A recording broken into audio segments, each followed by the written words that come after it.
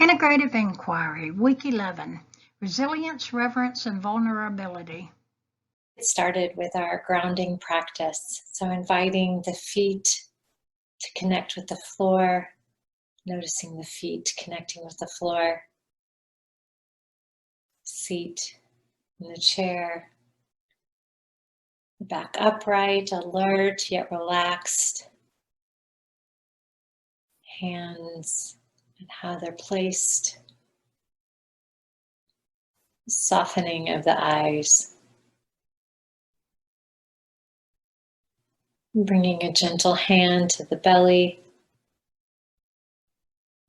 noticing the inhale, exhale.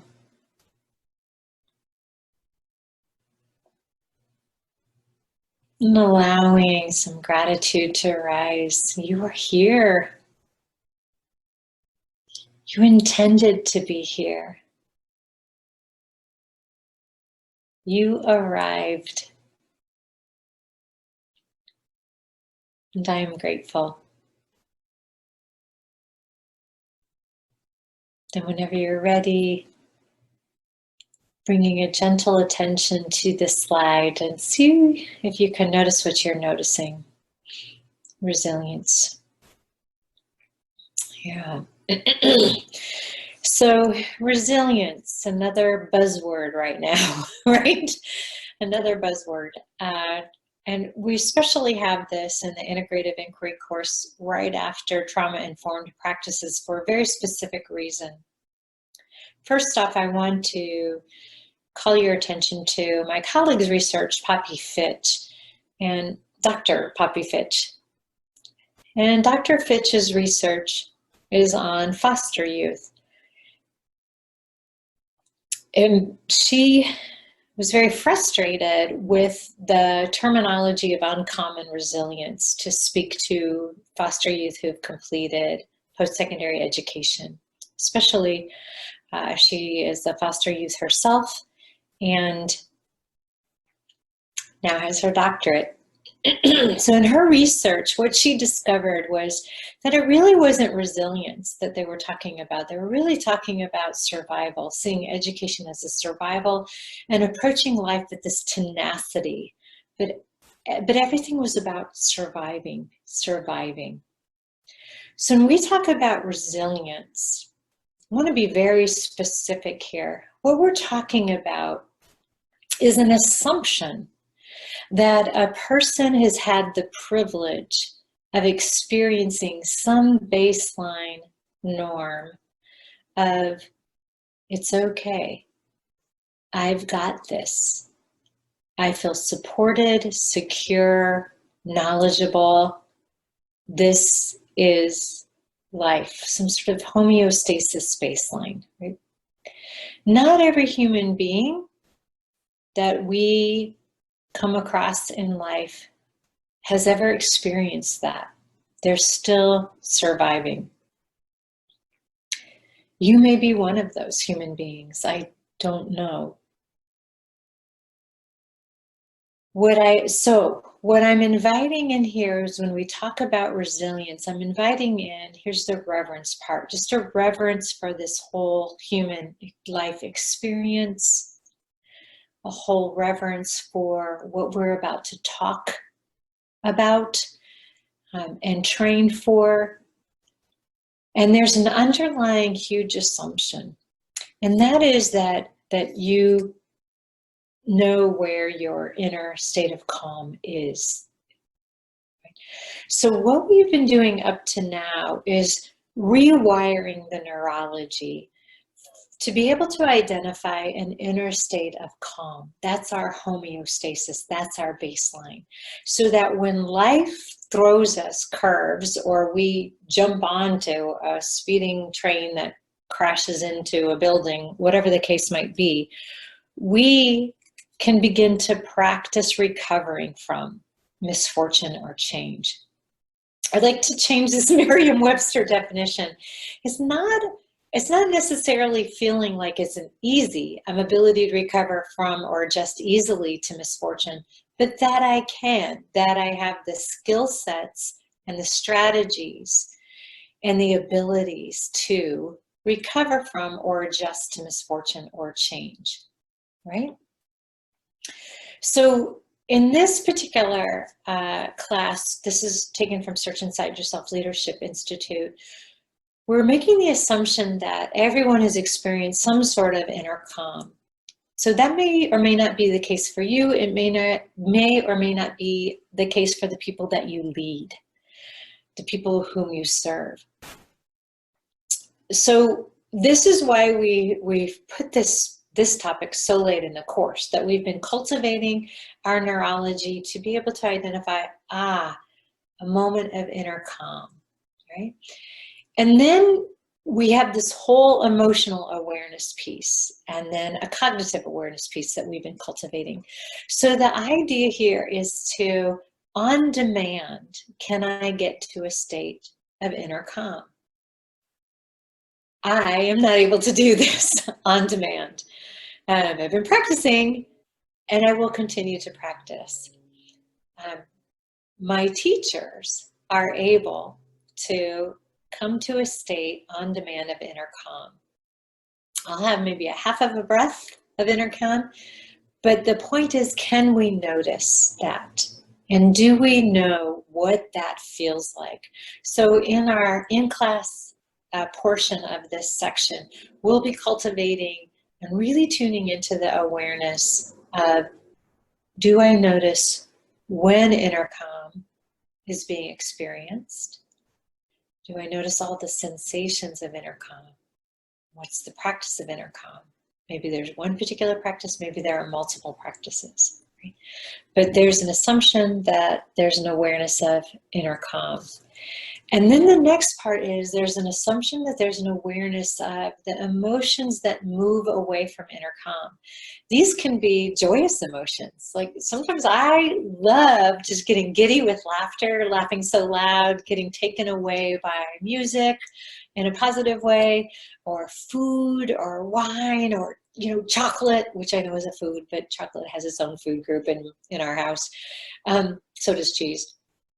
But just really, I love moving out of inner calm and being swept up in the joy of that.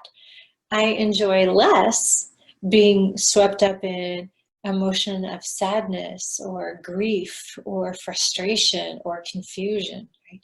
So notice that awareness here is needed at all levels. Awareness of inner calm, awareness of emotions that move me out of inner calm, and then the thoughts. So in emotional awareness, we're doing a lot of body scan, and so we'll practice this again next week, and we'll practice this in a very particular way in our in-class experience.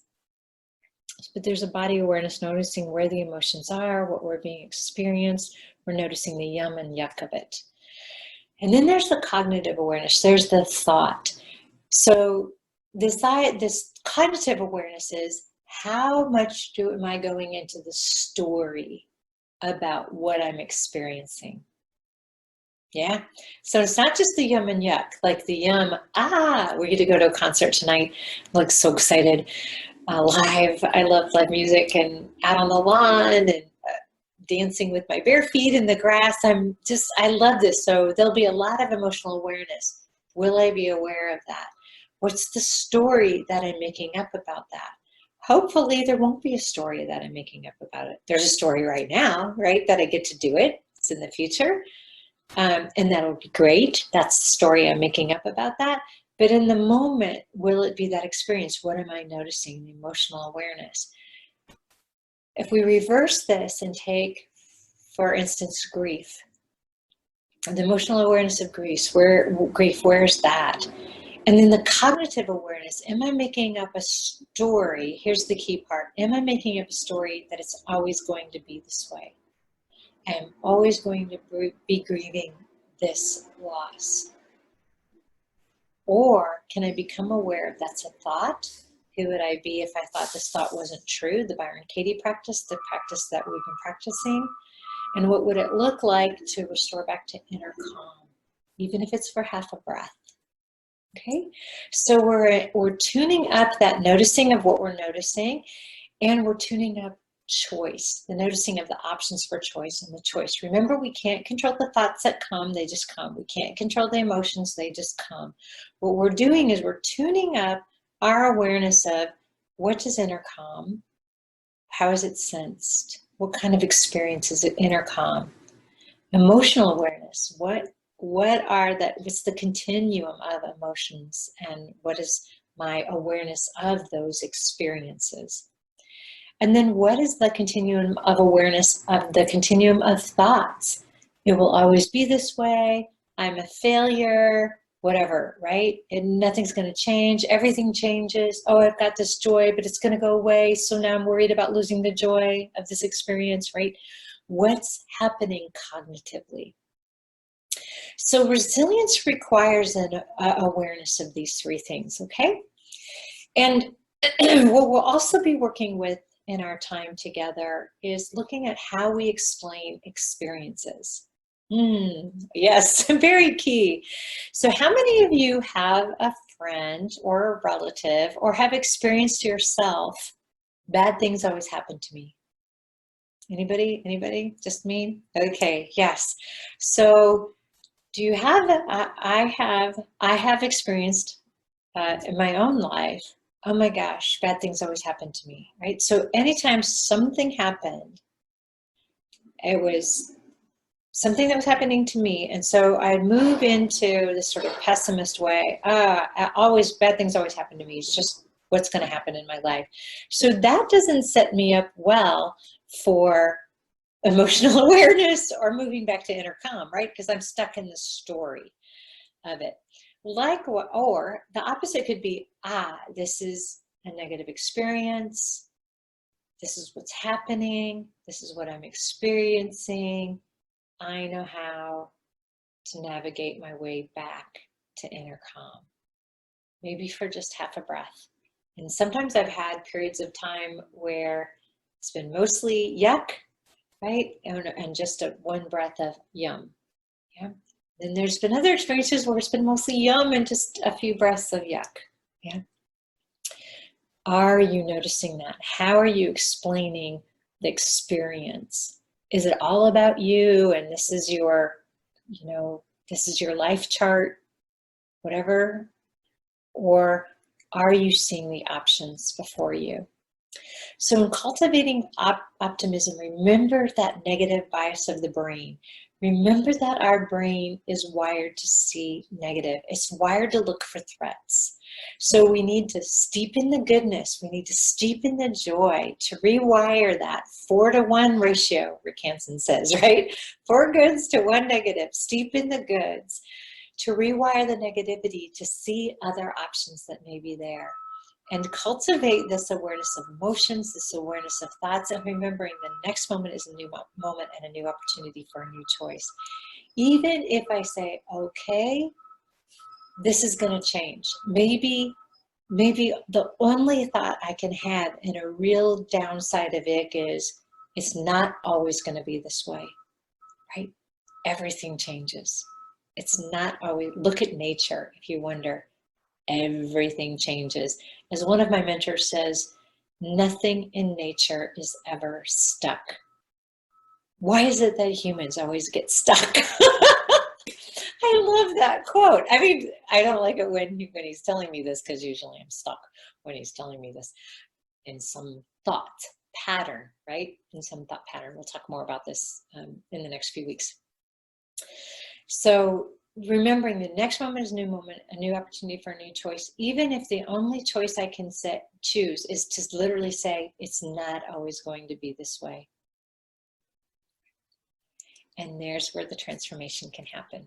All right, so noticing inner calm, even if for half a breath, noticing the continuum of emotions and when we move out of inner calm. And the point is, we're cultivating choice around this, right? Like, sometimes I want to